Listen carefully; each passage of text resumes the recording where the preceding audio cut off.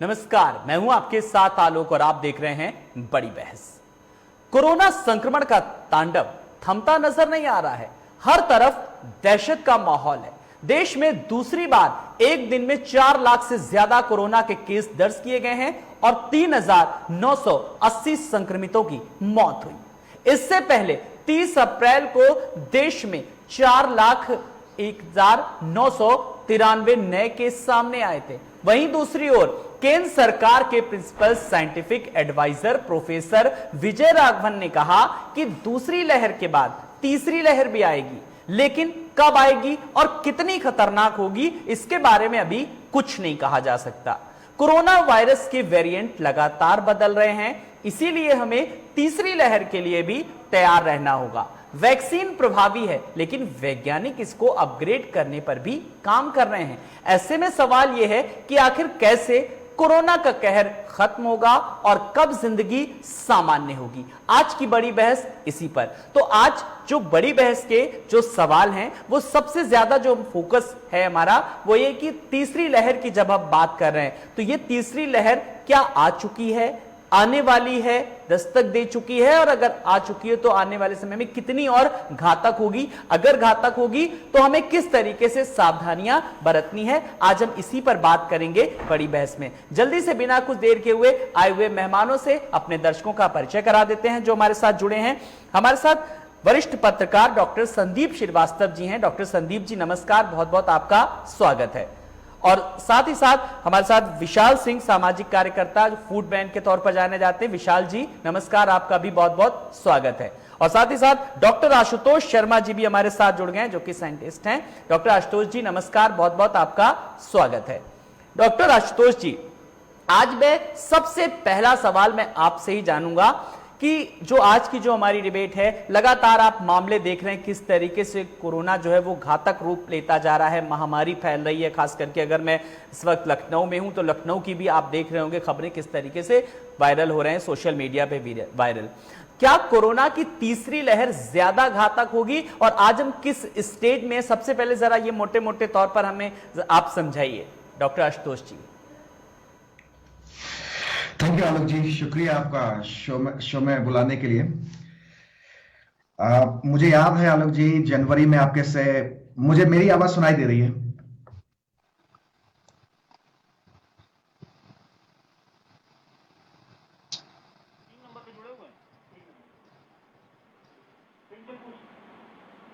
आलोक जी मेरी आवाज सुनाई दे रही है? बात रखिए डॉक्टर आशुतोष जी। अच्छा, तो मैं बोल रहा था आलोक जी कि जनवरी में आपसे डिबेट में मैंने बोला था, उस समय जनवरी में जब आपसे डिबेट हुई थी तो मैं आपसे बोल रहा था कि आलोक जी यदि यही रवैया रहा तो एक दिन हाहाकार मच जाएगा। और वही डिबेट जब मैं दोबारा देख रहा था तो मुझे बड़ा दुख हुआ देखे कि ये क्या हो गया। देखिए, ये जो वायरस का जो महामारी चारों तरफ फैला हुआ है, ये पहले से पता था कि यदि हम लोग रवैये को ठीक से नहीं रखेंगे, यदि हम लोग अपना ध्यान नहीं रखेंगे, कोविड की गाइडलाइन की धज्जियां उड़ाएंगे, तो ये जो वेव होती है ये तो आती रहेगी, इसका कभी खात्मा होना नहीं है। तो अभी जो हम जो दूसरी वेव का सामना कर रहे हैं, ये अभी दुनिया में सबसे बड़ी वेव है। आज दुनिया में 50% केस केवल अकेले भारत के हैं, बाकी पूरी दुनिया के हैं। तो जो तीसरी वेव की आप बात कर रहे हैं उसका आना तो पक्का है, सारे साइंटिस्ट ने माना है, WHO ने भी माना है कि ये तीसरी वेव आएगी। कब आएगी इसके बारे में अभी कुछ नहीं कहा जा सकता। इसलिए नहीं कहा जा सकता कि पहले तो हमें दूसरी वेव के, अभी हम मिड स्टेज में हैं, हमें पता नहीं है कि दूसरी लहर कब तक खत्म होगी, क्योंकि केस लगातार बढ़ते जा रहे हैं। 4.5 लाख के करीब केस आ रहे हैं। तो दूसरी वेव का अभी जब तक ढलान पे नहीं आएगी तब तक ही कुछ कहा जा सकता है। इसकी ना तो हम कोई डेट कहा जा सकता, ये सिर्फ एक चेतावनी या एक अलर्टनेस जारी की जा रही है तीसरी लहर की। तीसरी लहर जैसी कोई बात नहीं डॉक्टर साहब। बात पक्की है, इसका आना भी पक्की है आलोक जी, लेकिन ये बात निर्भर करेगी कि हम लोग दूसरी लहर को कितना जल्दी दबा सके। जितना ये जल्दी दबेगा उतनी जल्दी तीसरी लहर आएगी। और उसका आना इसलिए भी पक्का है क्योंकि जब किसी देश में इतने बड़े नंबर पर संक्रमित लोग आ रहे हैं, 4 लाख आते हैं, तो तीसरी वेव का आना स्वाभाविक है। यदि हम दूसरी वेव में 40 से 50 हजार पेशेंट्स को एक्सपेक्ट की अपेक्षा रखते तो शायद हम तीसरी वेव से बच पाते, लेकिन जब 4 लाख से ऊपर केस आ रहे हैं तो तीसरी वेव का आना पक्का है। जी चलिए, तीसरी लहर का आना पक्का है, लेकिन दूसरी लहर को जब अगर हम पहले इस पर फोकस करना है, इसको दबाने के लिए किस तरीके के प्रयास किए जा रहे हैं। डॉक्टर संदीप श्रीवास्तव जी, आप तक मेरी आवाज पहुंच रही है स्पष्ट रूप से? डॉक्टर संदीप जी मुझे सुन पा रहे हैं? जी डॉक्टर संदीप जी तक लगता है मेरी आवाज नहीं पहुंच पा रही है। सर सुन पा रहे हैं संदीप जी? जी, संदीप जी से भी हम जानने की कोशिश करेंगे, कुछ तकनीकी दिक्कत आ रही है। लेकिन इस बीच हम डॉक्टर आशुतोष जी ने जो साफ तौर पर कहा, जब हमने कोरोना की तीसरी लहर को लेकर के कहा ज्यादा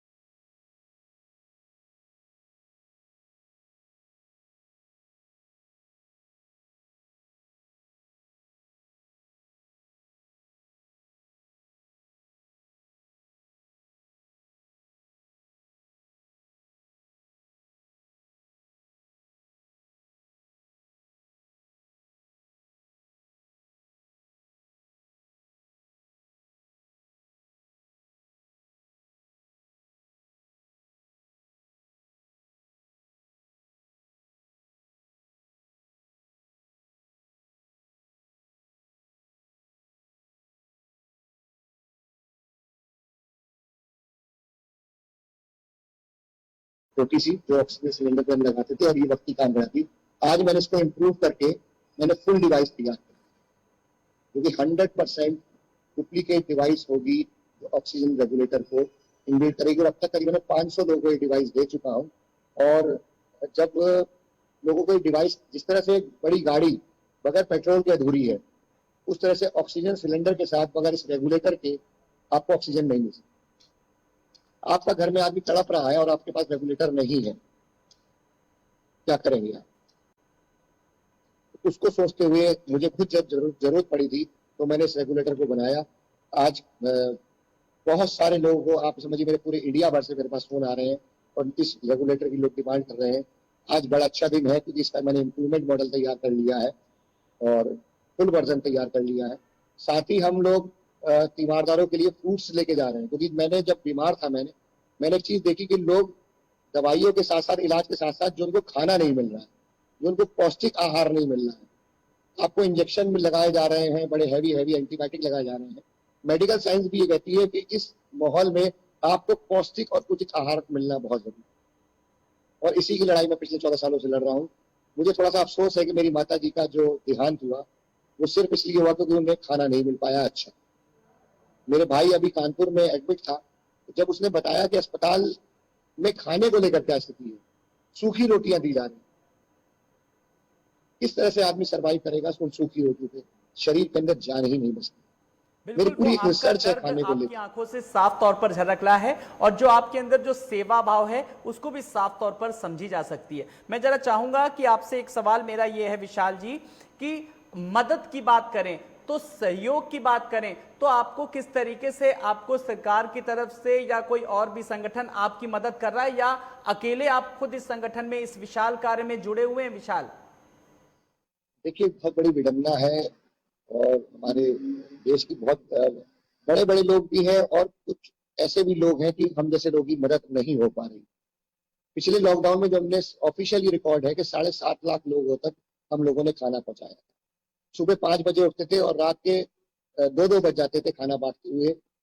उस वक्त भी कुछ समाज सेवी लोग हमारे साथ आए, कुछ अच्छे लोग आए हमारे सेवादार साथ जो हमसे संगठन जुड़ा हुआ है, लेकिन उसके बाद भी 66 लाख रुपए का कर्जा आज हमारे संगठन के ऊपर।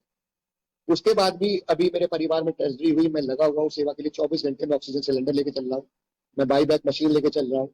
मैं आपको दिखाना चाहूँ, यदि अगर दिखाना चाहेंगे तो मैं ऑक्सीजन सिलेंडर के साथ बहुत सारी मशीनें लेके चल रहा हूँ, मैं निमोजाइजर लेके चल रहा हूँ, मैं सैनिटाइजर मशीन लेके चल रहा हूँ। मैं फ्री ऑफ कॉस्ट लोगों की दिन भर सेवा कर रहा हूँ, रात भर सेवा कर रहा हूँ, ऑक्सीजन सिलेंडर बांट रहा हूँ, दवाइयाँ दे रहा हूँ, खाना दे रहा हूँ 24 घंटे। हैं इसके लिए हमारे साथ जो हम अपने दर्शकों को बता रहे हैं कि विशाल जैसे एक लोग कमीशन खोरी कर रहे हैं, जमाखोरी कर रहे हैं, रेमडेसिविर जैसे इंजेक्शन को लेकर के काला बाजारी हो रही है, वेंटिलेटर को लेकर के हो रही, वहीं विशाल जैसे लोग आज हमारे लिए एक आदर्श प्रस्तुत कर रहे हैं। हमारे समाज में अगर विशाल सिंह जो कि फूडमैन आज हमारे साथ जुड़े, अगर ऐसे कुछ लोग जुड़ जाएं तो वाकई में सिस्टम में बहुत हद तक सुधार आ जाएगा। विशाल जी, हम आपसे कुछ और भी जानकारी लेंगे, आप हमारे साथ बने रहिए। डॉक्टर संदीप श्रीवास्तव जी, आप तक मेरी आवाज पहुंच रही है जी? जब हम कोरोना के नए स्ट्रेन को लेकर के बात कर रहे हैं, आप तैयारियों को लेकर के आप भी आत्ममंथन करते होंगे, जो तस्वीरें वायरल हो रही हैं, सिस्टम में आखिर चूक कहां पर लग रही है, लूप होल्स कहां पर लग रहे हैं और कमी कहां पर लग रही है? देखिए आलोक जी, मैं ये बताना चाहूंगा आपको कि इस देश की आबादी किसी छुपी तो है नहीं कि पूरा विश्व जानता है कि भारत आबादी के मामले में दुनिया में दूसरे नंबर पे है। तो अगर इस आबादी की रेशियो में आप हेल्थ सिस्टम को देखेंगे या किसी भी सिस्टम को देखेंगे, तो अगर हम इसके लिए किसी एक व्यक्ति या किसी एक संस्था को दोषी ठहराएंगे तो वो गलत होगा। चाहे वो प्रधानमंत्री जी हो, चाहे वो मुख्यमंत्री जी हो, किसी भी जगह पे एक एक व्यक्ति करके ना मुख्यमंत्री जा सकता है उस जगह पे, न प्रधानमंत्री जा सकता है और न जिले का डीएम जा सकता है। तो जो सिस्टम बनाया गया है उसी सिस्टम के तहत आपको काम करना है। तो देखिए, हमारे पास आबादी तो विस्फोटक स्थिति में है ही है, तो इसलिए लेकिन पिछले एक साल में, जो पिछले साल का कोरोना स्ट्रेन था और इस वर्ष एक साल में जो तैयारी होनी थी, उसमें कहीं न कहीं सरकारों ने चूक की है, जिसकी वजह से ये जो सेकंड स्ट्रेन है या थर्ड स्ट्रेन की जो बात की जा रही है कि तीसरी लहर भी इस देश में आएगी, तो उस लिहाज से आपने विश्व के सारे देशों को देखा कि कोरोना का जो स्थिति भारत में है, कि आज भारत विश्व में नंबर 1 पे है कोरोना के मामले में, वो विश्व के किसी अन्य देशों में नहीं है, क्योंकि उन्होंने पिछले एक वर्षों में तैयारी की थी। उस तैयारी को लेके भारत में वो निरंकुशता शायद आ गई थी, लोगों को ये लगने लगा था। आपने बहुत सी वर्ल्ड रिपोर्ट्स पढ़ी होगी, उसमें ये कहा गया था कि भारत में जिस तरीके से नववर्ष मनाया जा रहा है, वो लग रहा है कि भारत में कोरोना का डर है ही नहीं। तो आज भी लोगों में ये भय, मैं तो रोज देख रहा हूँ, रोज टीवी पर चैनल्स पे देखता हूँ, रोज डिबेट्स में भाग लेता हूँ, रोज ये बताने का प्रयास करता हूँ कि भाई जब तक आप खुद नहीं चाहेंगे तो सरकारें इस देश की क्या कर सकती हैं। कोई भी सरकार, आपने 4 घंटे के लिए खोला लॉकडाउन और उसमें आप देखिए इतनी भीड़ हो जाती है कि आपको ये समझ नहीं आता कि ये लॉकडाउन है या जनरल दिन है। जी, मैंने ये सवाल आपसे इसलिए भी जरा चाहा कि सरकारें क्या नहीं कर सकती हैं। सवाल ये कि जब लॉकडाउन को लेकर के कोर्ट कह रहा है तो कोर्ट की अवहेलना हो रही है कि हम लोगों को मरने नहीं देंगे, उस वक्त उन्हें अर्थव्यवस्था का ध्यान आ रहा है। फिर अगर उत्तर प्रदेश के परिप्रेक्ष्य में मैं बात करूं तो गांव की सरकार बनने पर फोकस है भाई। और अगर विधानसभा चुनाव को देख लीजिए, पश्चिम बंगाल में, असम में, केरल में, पुडुचेरी में, वहां पर चुनाव ज्यादा जरूरी है। इसीलिए तो लोगों को भी कहने का मौका मिलता है और इसीलिए विपक्ष भी ये सवाल उठाता है। संदीप जी, की बात कर रहा हूं कि ये जो पंचायत, नगर पंचायत के चुनाव थे, ये 4 महीने बाद भी हो सकते थे। लेकिन आपने अगर सुना होगा कि भाजपा के प्रवक्ता ने कहा था कि हाईकोर्ट ने कहा कि आपको 30 अप्रैल तक चुनाव करा लेना है। तो अगर इस मामले में न्यायपालिका ये आदेश देती है कि 30 अप्रैल तक आपको चुनाव कराना है, तो सरकार क्या कर सकती है सरकार? के पास कोई विकल्प नहीं था, सरकार को चुनाव कराना अनिवार्य था।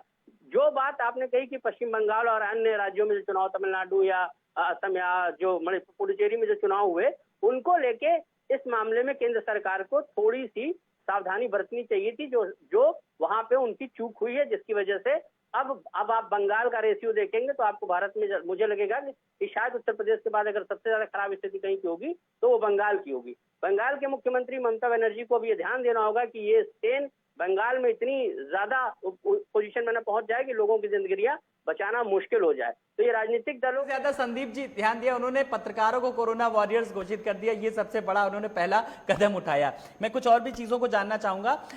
मैं डॉक्टर आशुतोष जी आपके पास आ रहा हूं। आशुतोष जी, मेरा आपसे सवाल ये है कि जो कोरोना जो पहले जो पिछली साल आया था और जो नया कोरोना जो आया, जो सेकेंड लहर, जो जिसे सेकेंड वेव कहा जा रहा है, ये सीधे सीधे इस बार जो देखने में आ रहा है अमूमन कि वो सबसे ज्यादा लंग्स पे इंफेक्शन कर रहा है, अटैक कर रहा है उस पे। तो ये किस तरीके का, क्योंकि सबसे ज्यादा इसमें फिर ऑक्सीजन लेवल किस तरीके से लो हो जा रहा है, तो ये नया स्ट्रेन कैसे है और कैसे इससे बचा जा सकता है और क्या कुछ प्रिकॉशन रखने होंगे? अलग जी, टेक्निकल चीजों पे पता नहीं कितनी हम डिबेट कर सकते हैं, लेकिन जो प्रॉब्लम्स हैं वो तो बहुत ही बेसिक सी प्रॉब्लम्स हो रही हैं। लेकिन मैं आपको संक्षेप में बता दूं कि ये जो वायरस है, ये आनुवांशिक रूप से अपने आप को ढालता है, अपने आप को बचाने की कोशिश करता है। उसी वजह से इसकी जो स्पाइक प्रोटीन्स होती हैं, मेनली जो B16-17 जो वेरिएंट है, जिसको कई लोग इंडियन वेरिएंट्स भी बोल रहे हैं, हालांकि नहीं बोलना चाहिए क्योंकि ये वेरिएंट इंडिया से पहले ऑलरेडी कई कंट्रीज में था।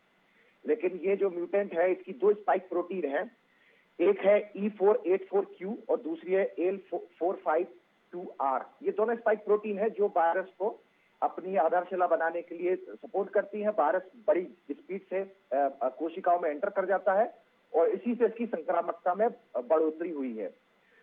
अब ये कितनी इसकी मोर्टालिटी है, इसके बारे में अभी कोई सॉलिड साइंटिफिक एविडेंस आया नहीं है, इसके ऊपर भी रिसर्च होगी। आपको बता दूं कि हमें करीब 1.5 साल हो गया कोरोना से, अभी भी हमें बहुत सारी चीजें कोरोना के बारे में पता है नहीं। तो लोगों को ये कब पता चलेगा कि इन तरह की चीजों को समझने में दशकों लग जाते हैं। एक वैक्सीन को डेवलप करने में 30 साल का समय लगता है, यदि अच्छी वैक्सीन, जैसे पोलियो की हुई है। हम HIV को 35 साल से जानते हैं, सारी रिसर्च हो चुकी है, अभी भी हम उसकी वैक्सीन नहीं डेवलप कर पा रहे। तो हमें लोगों को जागरूक करने की जरूरत है। भारत में आर्थिक सामाजिक ढांचा एक गरीब देश का है, ये बातें हमें एक्सेप्ट करनी पड़ेगी। हम आंखों के सामने पर्दा डाल के तालियां नहीं बजा सकते कि सब कुछ अच्छा चल रहा है। हमारे यहाँ इलेक्शंस वालों ने, गवर्नमेंट ने कभी जनवरी से लेकर आज तक, और बल्कि आप हमारे कलीग बोल रहे थे न्यू ईयर तो छोड़ दीजिए, दिवाली, होली, शादियां, फंक्शन, बाजार, मैं तो आपको बताने के हैरान हूं कि 3 महीनों में मैंने अपने किसी भी जानने वाले को मास्क यूज करते देखा नहीं। कई लोग तो मुझसे ये आके बोलते थे कि भैया कहाँ है कोविड, तुम्हारे यहाँ होगा, यहाँ तो नहीं है। अब ऐसी मानसिकता के लोग बाजार में कितना धमाल मचाते हैं, घरों में कहाँ कहाँ जाते हैं, कैसे किस तरह से धज्जियां उड़ाते हैं गाइडलाइन की। तो हम ऐसे देश में क्या अपेक्षा कर सकते हैं आलोक जी, जहां मंत्री संतरी राजनेता को केवल इलेक्शन दिखाई देता है, जहां 5 सालों में से 2.5 साल केवल इलेक्शन में निकल जाता है, वहां सरकार काम क्या करेगी। भारत के जितने बड़े बड़े कहे जाने वाले डिबेट चैनल शो है, मैं तो आपके चैनल की बड़ी तारीफ करता हूं। ये बड़े बड़े जो सो कॉल्ड बड़े बड़े चैनल्स हैं, इनमें साल भर केवल यही डिबेट किया जाता है कि इसने ये बोल दिया, उसने ये बोल दिया, और उस पर आप क्या बोलना चाहते हैं। इस तरह से हमारे जैसे लोग भी साइंटिस्ट जो हमेशा रिसर्च के काम में लगे रहते हैं, हमसे जुड़ते हैं और हमारी डिबेट में बहुत अनमोल सलाह देते हैं। ये भी हमारे लिए भी एक बहुत बड़ी बात है कि जो डॉक्टर चाहे संदीप जी हो, चाहे विशाल सिंह जी जैसे लोग हों, आज हमारे साथ जुड़े हैं। विशाल जी, मैं आपके पास आ रहा हूं। अब सीधे तौर पर एक सवाल मेरा आपसे ये है कि राजधानी लखनऊ में आप हैं, आप तमाम अस्पतालों में अपनी सेवाएं दे रहे हैं, वो भी सबसे बड़ी बात निःशुल्क सेवाएं दे रहे हैं, क्वालिटी का भी आप ध्यान रखते हैं, साफ सफाई का भी ध्यान रखते हैं। एक आदमी को, एक शख्स को अगर किसी चीज की जरूरत है, ऑक्सीजन के सिलेंडर की, उसके रेगुलेटर की, पानी की, नाश्ते की, खाने की, तो आपसे वो कैसे संपर्क कर सकता है? आप मुझे वो नंबर बताइए हमारे दर्शकों को, या फिर पता बताइए, आज आप खुद बताइए, मैं आपको मौका दे रहा हूं विशाल जी। देखिए, मेरा नंबर है 9935888887। नंबर है 9935888887। आप गूगल पर जाकर फूडमैन विशाल सिंह भी आप सर्च कर सकते हैं, मैं 24 घंटे आपके साथ हूँ। मैंने इस लड़ाई में, मैं आपके चैनल के माध्यम से एक बात रखना चाहता हूँ आलोक जी। जब मैं कोरोना लड़ाई के दौरान अस्पताल में भर्ती था, मेरा पूरा परिवार भर्ती हो गया था, तो ये लड़ाई है मनोबल की। लोग घबरा रहे हैं। 90 का लेवल के नीचे जैसे ही आदमी आता है, मनोवैज्ञानिक रूप से टूट रहा है। मैं आपको बताऊं कि मैं अपने परिवार में अपनी सास का लेवल 40 देखकर आया हूं, 44, 0, 40, और आज वो स्वस्थ हैं। ना उनको आईसीयू की जरूरत पड़ी, केवल ऑक्सीजन के माध्यम से वो स्वस्थ हो गई। और मैं आपको बताऊं, मुझे कई बार ऑक्सीजन की जरूरत पड़ी, लेकिन मैंने अपने मनोबल से ऑक्सीजन की एक सांस भी नहीं ली। ये सिर्फ और सिर्फ गेम है मनोबल का और अच्छा खाना कर इस लड़ाई को जीतने का। मैं जितने भी लोग हैं, मैं उनसे कहना चाहता हूं, साथियों, पॉजिटिव एनर्जी के साथ इस लड़ाई से लड़ना, जी घबराना बिल्कुल भी नहीं है। बिल्कुल। आप मैं देखता चटपटाने रहता लग हूँ रहे हो कि विशाल जी, ऑक्सीजन- आपके जो फेसबुक पे जो मोटिवेशनल जो वीडियोस आप डालते हैं, सेवा करते हैं, वो लोग भी देखते हैं, उसके बड़े उसके फैन फॉलोइंग है, लोग देखते हैं, उसको आत्मसात करते जी हैं। पूरे, जी आलोक जी, जी आलोक जी, पूरे इंडिया से लोग जुड़े हुए हैं मेरे साथ। और मेरा नंबर 24 घंटे, मैं आज की डेट में सिर्फ 45 मिनट सो रहा हूं, जो कि मेरी छाती में इंफेक्शन भी है, मेडिकल साइंस की तरफ से ये गलत भी जी। है। लेकिन मेरे अंदर जो मनोबल है, जब जी। मैं किसी को ये इंजेक्शन दे रहा हूं, मैं दवाई दे रहा हूं, मैं खाना दे रहा हूं। अभी मेरे पास कॉल आया कि एक घर में 3 दिन से खाना नहीं है। जी। जब मैंने वहां पे खाना और कुछ पैसे भिजवाए, तो मेरे अंदर अपने आप ताकत आ गई। विशाल जो जी, एक डिवाइस चीज मैं मैं दे रहा आपसे हूं और ऑक्सीजन जानना की, चाहूंगा, आपने एक अपना मदद की जो एक पराकाष्ठा होती ना, वो भी दिखा दी कि किस तरीके से सेवा भाव जो है आपने कूट कूट कर भरी है। ये बात मैं इसलिए नहीं कह रहा हूं क्योंकि मैंने आपकी खबर भी देखी थी, जब आपने अपना मकान तक बेचने की पेशकश कर दी थी कि वो बेच दूंगा या फिर सरकार उसको लेकर के उसमें ऑक्सीजन प्लांट लगवा ले। उसने कुछ खबर ने कुछ असर दिखाया विशाल जी की नहीं? खबर ने सर नहीं दिखाया, लेकिन आप जैसे चैनल के माध्यम से आज पूरे भारत के लोग हमें देखेंगे। साथियों, मुझे जरूरत है, मैं रोज प्रतिदिन 5000 लोगों का खाना प्रोड्यूस कर रहा हूँ। हमारी कोई सरकारी मदद नहीं है। मैं फंड से टूट चुका हूँ। मैं थोड़ा सा दिमाग से थोड़ा सा धीरे धीरे प्रेशर में आ रहा हूँ। मुझे कुछ मुट्ठी राशन की जरूरत है। यदि आपको लगता है कि हम अच्छा काम कर रहे हैं, तो कुछ मुट्ठी राशन यदि और आवश्यक वस्तु यदि हमें भेजेंगे, तो मैं आपको वादा दिलाता हूँ कि कम से कम लखनऊ में तो कोई आदमी भूख से नहीं तड़पेगा। मैंने अपने जीवन में भूख को देखा है। जब मेरे पिताजी बीमार थे अस्पताल में, मैं कई रात भूखा रहा हूँ पैसों के अभाव में। लखनऊ आने में संघर्ष के दौरान 12-12 किलोमीटर केवल रोटी के लिए तरसा हूँ कि किस तरह से खाना मिलेगा। मैं भूख को जानता हूँ कि भूख क्या होती है। मैंने उसको करीब से मैंने सहा है। तो इसीलिए यदि अधिक से अधिक लोगों की मदद हम कर सकते हैं, तो जितने भी लोग हमें देख रहे हैं, साथियों, एक दूसरे की मदद करें। आपके आसपास कुछ ऐसे लोग काम कर रहे हैं, सामाजिक कार्यकर्ता काम कर रहे हैं। सामाजिक कार्यकर्ता बहुत बड़ा थप्पड़ भी आज की डेट में गाली, और एनजीओ एक गाली समझ में आती है। एनजीओ चला रहे होंगे, गलत काम कर रहे होंगे, कुछ ना कुछ बने पैसा रहिए होगा, हमारे कुछ ऐसा साथ। होगा, संदीप जी, आपने सीखा कि विशाल जी जैसे लोग हैं किस तरीके से सेवा भाव कर रहे हैं, वो भी निस्वार्थ भाव से। लेकिन उसी बीच कुछ लोग ऐसे हैं जो काला बाजारी का धंधा उनका फल फूल रहा है, शायद जिन्हें कहते हैं आपदा में अवसर।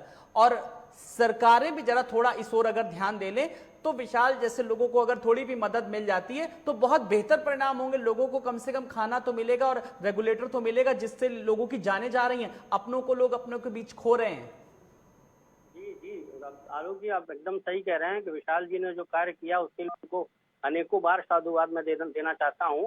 और मैं ईश्वर से ये प्रार्थना करना चाहता हूं कि जो लोग भी इस चैनल के माध्यम से विशाल जी को सुन रहे हैं या देख रहे हैं, उनको अवश्य विशाल जी की सहायता करनी चाहिए। और सरकार की भी ये नैतिकता है कि विशाल जी को जो भी आर्थिक मदद हो सकती है, जो जिस तरीके से भी मदद हो सकती है, उस तरह की मदद विशाल जी को करना चाहिए। ये इन्होंने बहुत पुनीत कार्य इन्होंने किया है लखनऊ वासियों के लिए, और ये लखनऊ के लिए एक तरीके से ये अन्न फूड मैन तो है ही हैं, ये एक तरीके से जीवनदायिनी भी पुरुष बन गए हैं विशाल जी। जिस तरीके से लोगों की मदद कर रहे हैं, आज की जो स्थिति लखनऊ की है वो आप सब जान रहे हैं, सब देख रहे हैं कि लोगों को ना ऑक्सीजन मिल रहा है, ना खाने को मिल रहा है, और न ही डॉक्टर मिल रहे हैं। तो इस तरीके का ये कार्य कर रहे हैं, तो इसमें जरूर तुरंत एक्शन में आना चाहिए योगी सरकार को। और विशाल जी को जरूर जो भी सहायता इनकी हो सकती है, सरकार को मुख्यमंत्री राहत कोष से पैसे निकाल के विशाल जी को देना चाहिए। और मैं तो देश के प्रधानमंत्री जी से भी अनुरोध करता हूं कि संदीप जी आज की ब्रेकिंग न्यूज होगी कि एक वरिष्ठ पत्रकार संदीप श्रीवास्तव, जिनमें भी विशाल की इस पहल की सराहना की, और उन्होंने साफ तौर पर कहा है कि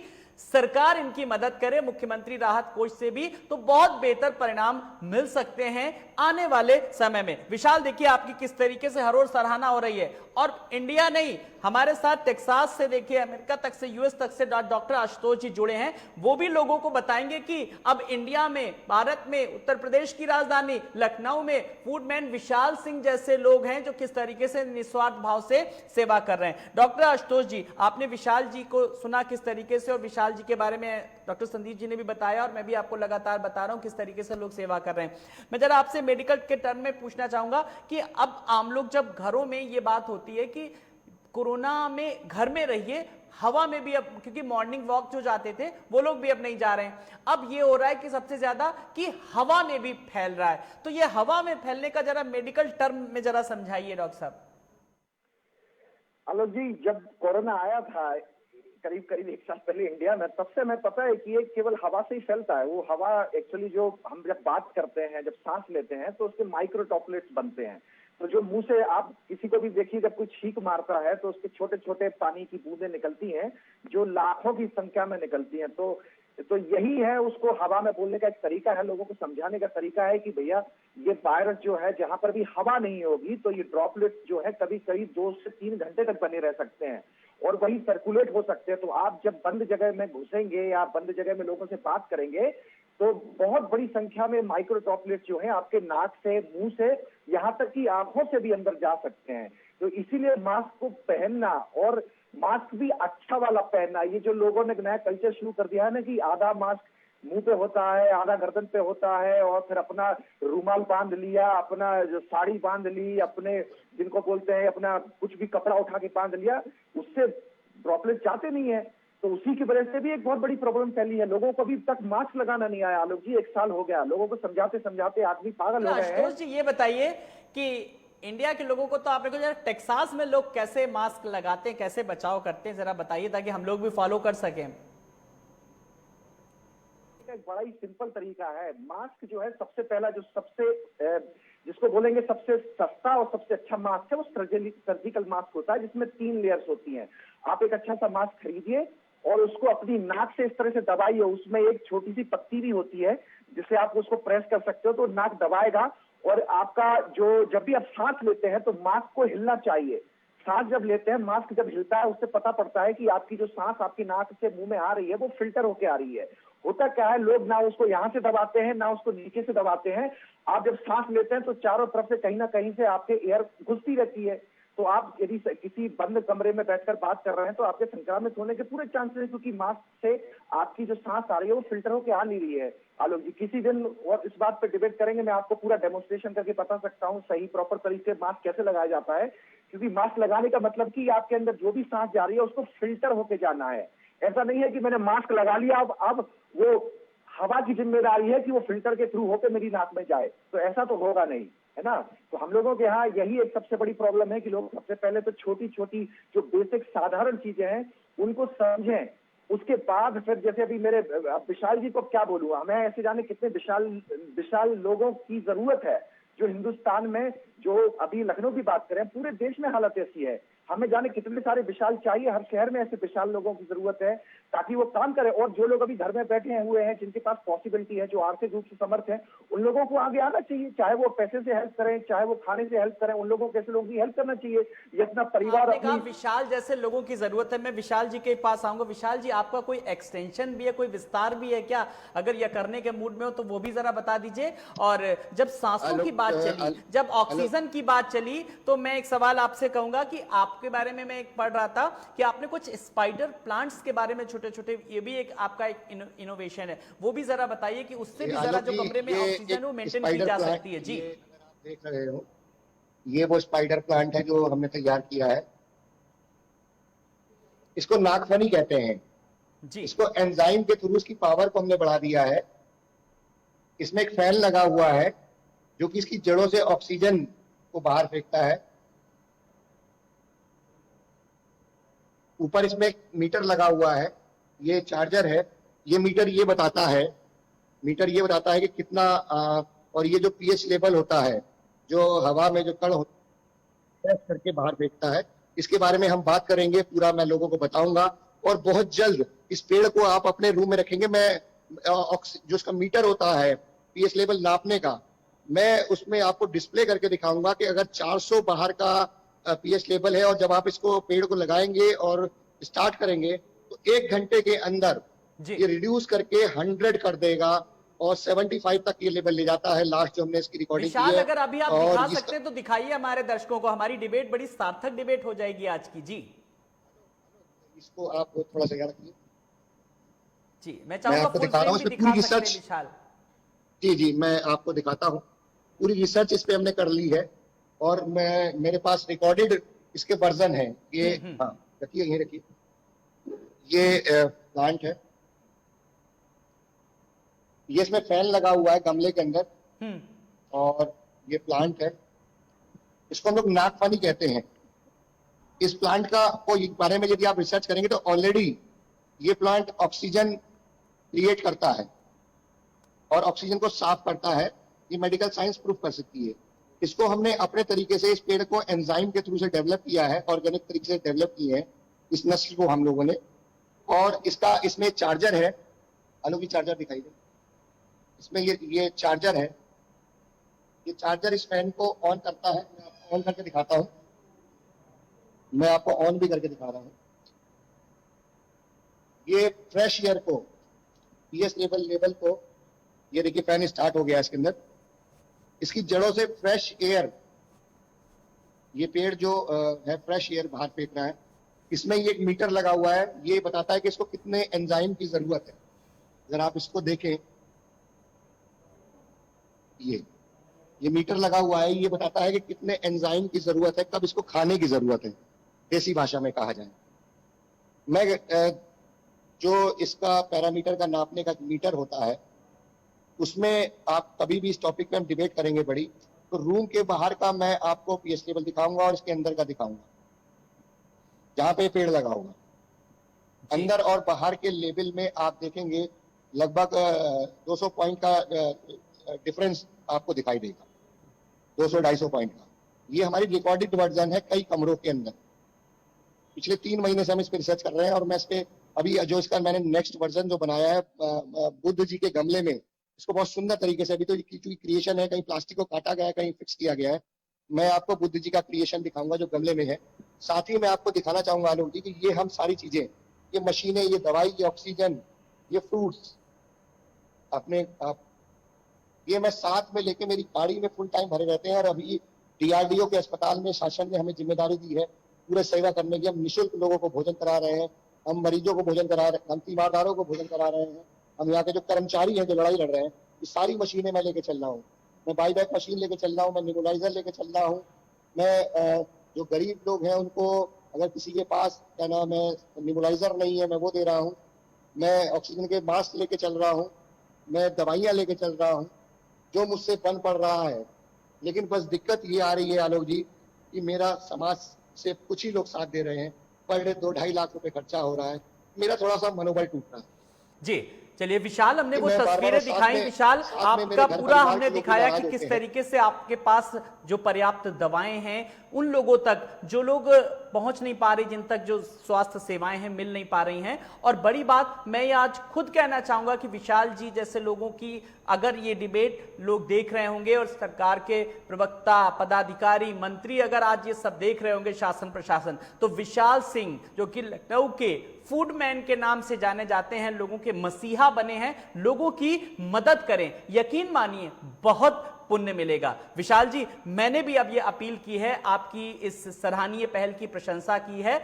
लगातार मैं चाह रहा हूं कि, और वो नंबर भी आपको किस तरीके से आपने बताया, तो जरूर मुझे लगता है कि आपकी मदद मिलेगी और ये काम आपका जरूर बढ़ेगा। डॉक्टर संदीप जी, आपने विशाल जी को भी देखा, कितना बड़ा उन्होंने इंफ्रास्ट्रक्चर तैयार करा होगा, वो भी सिर्फ अपने पैसे के लिए, कोई उनको सरकारी मदद नहीं मिल रही है। अगर यही सरकारें थोड़ा सा मदद और कर दें तो कहीं ना कहीं और चीजें बेहतर हो सकती हैं आज के समय में, इन हालातों में, इन परिस्थितियों में। संदीप जी।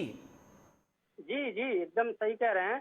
और जो अभी आपके डॉक्टर साहब कह रहे थे कि विशाल जैसा व्यक्ति प्रत्येक जिले में अगर होता है तो सरकारों का जो भार है वो अपने आप कम हो जाता है, लेकिन इसके लिए सरकार को प्रयास करने चाहिए और विशाल जी जैसे लोगों को प्रोत्साहित करने की जरूरत है। और वो समाज से लेके, राजनीति से लेके, किसी भी सामाजिक संगठन के व्यक्ति को विशाल जी की ज्यादा से ज्यादा मदद करने की आवश्यकता है और इसमें सरकार को भी पहल करना चाहिए। मैं बार बार ये बात कह रहा हूँ कि बिना सरकारी मदद के विशाल जी जैसा व्यक्ति बहुत दिनों तक अपने आप को सर्वाइवल नहीं कर पाएगा। इस लिहाज से भी बहुत महत्वपूर्ण है और आपने आज जो डिबेट रखी है वो बहुत ही सार्थक डिबेट है और इससे जरूर विशाल जी को अवश्य मदद मिलेगी और लोग विशाल जी से जुड़ेंगे, मुझे ये उम्मीद है, मुझे ये लगता है। और जहां तक सरकारों का मामला है तो सरकारें, आलोक जी, पहले भी हमारे देश में हुआ करती थी, इसके पहले भी जैसी भी महामारी आई थी जिसको समय के साथ लोगों ने भगाई दिया था, दूरी हो गया था। लेकिन जो बात डॉक्टर साहब कह रहे थे कि लोगों के अंदर जागरूकता का अभाव, कि उनको मास्क बांधना नहीं आ रहा, ये बहुत बड़ी विकट समस्या है। और अगर लोग जागरूक नहीं होंगे तो इस कोरोना को भगा पाना भारत के लिए बहुत मुश्किल होगा। तो लोगों को जागरूक करना बहुत अनिवार्य विषय है। जो बात अभी डॉक्टर साहब कह रहे थे कि अनेकों चैनलों पे आपने डिबेट्स देखी है, लेकिन सिर्फ और सिर्फ पॉलिटिकल डिबेट से काम नहीं चलेगा। लोगों को अवेयर करने के लिए मीडिया को आगे आना होगा और जब तक मीडिया ये काम नहीं करेगी तब तक इस देश में इस महामारी का अंत मुश्किल और मुझे लगता है कि शायद नामुमकिन भी होगा। तो मुझे ये लगता है कि सारे अखबारों और सारे पत्रकारों और सारे मीडिया चैनल्स को ये जिम्मेदारी लेनी चाहिए कि राजनीतिक बहस से इस देश का कल्याण अभी फिलहाल नहीं होने वाला है। अगर उन्होंने कोरोना के अगेंस्ट लड़ाई नहीं शुरू की और एकजुट नहीं हुए तो ये देश पता नहीं कहाँ जाएगा, किसी को भी मालूम नहीं होगा। तो मेरा ये मीडिया से अपील है। आपने भी कहा जी, और एक पत्रकार ही दूसरे पत्रकार को समझा, आप खैर वरिष्ठ पत्रकार हैं, कि हम लोगों की जिम्मेदारी हो। और मेरी भी, संदीप जी, मैं आपको बता रहा हूं दिल से कि कोशिश यही रहती है कि जो डिबेट कराएं, सार्थक बहस कराएं, कुछ चीजें निकल करके आए। अगर कोई समस्या है तो उसका समाधान भी होना चाहिए, इसीलिए हम ऐसे खास एक्सपर्ट्स को बुलाते हैं, आप जैसे पैनल को जोड़ते हैं। डॉक्टर आशुतोष जी, आप, मैं देख रहा था कि संदीप जी की बात को लेकर के पूरी तरीके से सहमत नजर आ रहे थे। बात घूम फिर के वैक्सीन को लेकर के आ रही है। मेरा सवाल है, क्या वैक्सीन से कोरोना पर काबू पाया जाएगा? और अभी कह रहे वैक्सीन पे भी अब लोग कह रहे हैं, आज मेरी कई लोगों से बात हुई, एज बीइंग जर्नलिस्ट मेरा आपसे सवाल है कि लोग कह रहे हैं कि थोड़ा सा मैं अभी और वेट कर रहा हूं, वैक्सीन पे भी अभी रिसर्च चल रही है, अभी जो नया स्ट्रेन आ रहा है अभी उस पर भी और एडवांस अभी वैक्सीन आएगी तब मैं लगवाऊंगा। सर, उन लोगों के लिए क्या कहना चाहेंगे?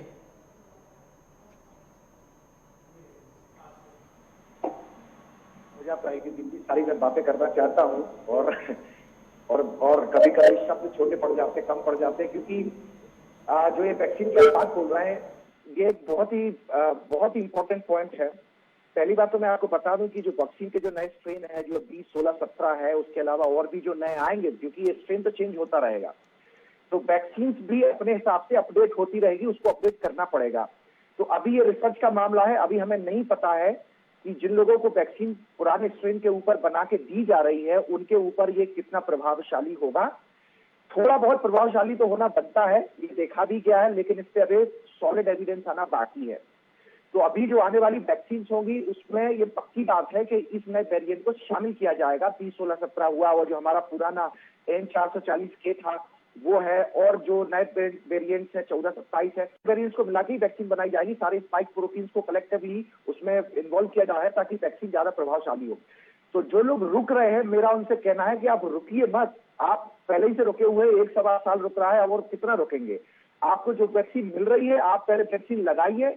डॉक्टर साहब, उनके मन में ये आपाधापी है क्योंकि उनके पास भी उदाहरण है, जैसा कि आपने कहा रुकिए मत लगवाइए, लेकिन उनके पास उदाहरण, राजधानी लखनऊ में KGMU के डॉक्टरों ने लगवा ली, डबल डोज लगवा ली, पूरी खुराक ले ली, उसके बावजूद भी कोरोना के कई ऐसे मामले सामने आए कि उनके कई डिजीज आई साथ में, किसी के खांसी आ रही है तो किसी के और तरीके के इन्फेक्शन हो रहे हैं, ये मामले भी सामने आ रहे हैं। हालांकि प्रतिशत इनका बहुत कम है, लेकिन ऐसी चीजें, साइड इफेक्ट सामने आ रहे हैं। प्रतिशत लोगों के बारे में बात नहीं बताई जाती है, जो 1% से कम लोग होते हैं उनको ही उजागर किया जाता है। तो लोगों में डर की भावना को पैदा होना बहुत स्वाभाविक है आलोक जी। तो हम जब 10 लोगों की बातें करेंगे, 10 लोग डबल वैक्सीन के डोज के बाद बीमार हो गए तो लोगों में डर पैदा हो जाएगा।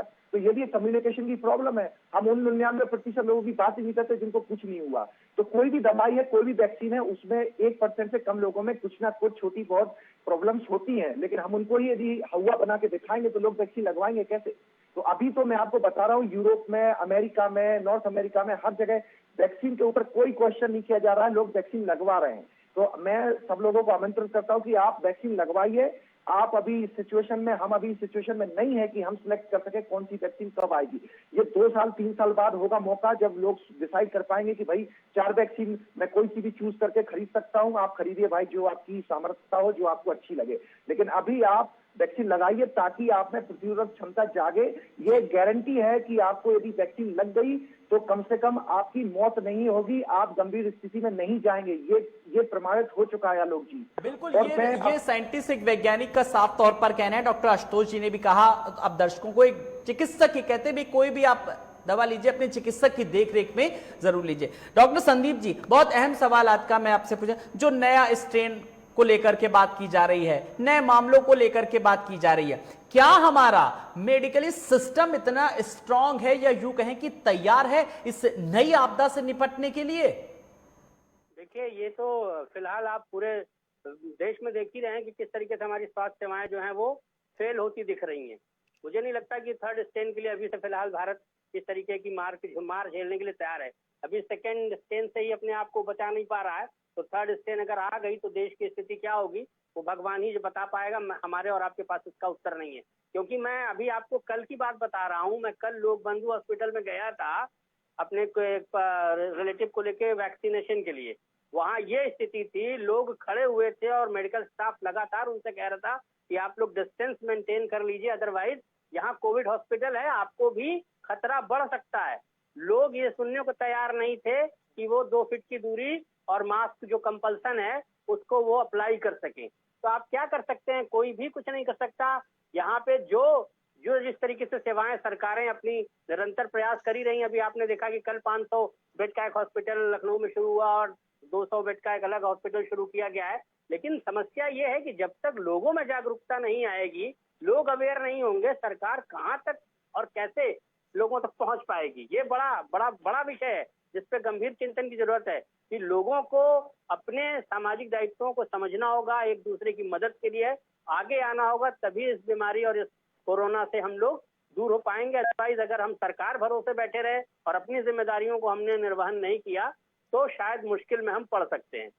तो सरकार भरोसे नहीं बैठना है, और इसके लिए आदर्श हमारे सामने है विशाल सिंह जैसे लोग। विशाल जी, अभी मैं जानकारी लेता कि डीआरडीओ जैसे लोगों ने भी आपके काम की काफी सराहना की और नए अस्पताल में आपको पूरी तरीके से सेवा करने का मौका दिया है। तो अब आप फाइनल कमेंट के तौर पर मैं आपसे भी चाहूंगा कि अब आप दर्शकों से क्या कहना चाहते हैं अपनी मदद को लेकर के, और किस तरीके से सरकार से क्या संदेश आप पहुंचाना चाहते हैं जी, और आपका आगे का क्या विजन है? मैं आपको पूरा मौका दे रहा हूं विशाल जी। जी आलोक जी, मैं सबसे पहले अपने पत्रकार भाई का डॉक्टर आभार व्यक्त करूंगा, आपके कहने का आभार व्यक्त करूंगा, आपका आभार व्यक्त करूंगा कि आपने इस चैनल पे सार्थक डिबेट रखी और मेरे लिए अपील, ताकि आप सब लोगों के माध्यम से लोग मुझसे कनेक्ट होंगे पूरे इंडिया से, पूरे वर्ल्ड से। तो कुछ ना कुछ मुझे पूरी उम्मीद है डिबेट के माध्यम से कि मुझे मदद मिलेगी। मैं सरकार से ये निवेदन करना चाहता हूँ कि मुझे इस वक्त जरूरत है। मैं 24 घंटे रोड पर हूँ, आप मेरे फेसबुक पर जाइए, मैं रात के 3 बजे तक लोगों को खाना दे रहा हूँ, दवाइयाँ दे रहा हूँ, ऑक्सीजन दे रहा हूँ। मुझे जरूरत है, मैं सही में मैं टूट जाऊंगा क्योंकि इसकी आर्थिक व्यवस्था मेरे पास नहीं है। मैं लास्ट में यही कहूंगा कि हाँ, मेरे पास जो कुछ है, मेरी किसी तक मैं कह दूंगा कि मुझे डोनेट कर लीजिए, जिसको जरूरत है। बहुत पैसे वाले लोग हैं, लेकिन मुझे पैसों की जरूरत हो रही है, मुझे सामान की जरूरत। मुझे पैसा कोई भी आदमी ना दे, मुझे सामान देगा। मैं भी अपने घर में, जो मेरा नेक्स्ट स्टेप है, मैं 3 से 4 दिन में 15 लोगों के लिए होम आइसोलेशन बना।